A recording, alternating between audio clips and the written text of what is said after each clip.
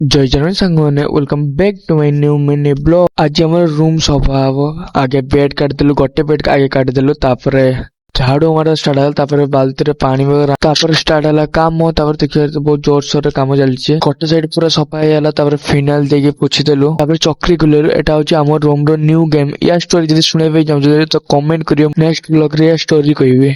तापर फिर से सफा सफी काम स्टार्ट हला। गोटे साइड पूरा सफा हो सारी। तापर ए साइड को पानी आना होचे, ए साइड भी सफा हबो।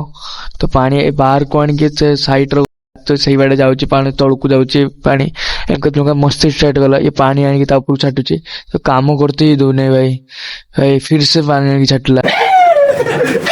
फ्लोर सारा पानी आमे सफा कर, सब पानी सफा ऑलमोस्ट सब मौका खत्म हो गला। तो आज का ब्लॉग जब पसंद आए तो लाइक कमेंट शेयर करिए, और इंस्टा रे देखछन तो फॉलो कर देबे, और यूट्यूब रे देखछन सब्सक्राइब कर देबे। देखा बा गोटे न्यू ब्लॉग रे। जय जगन्नाथ, बाय बाय।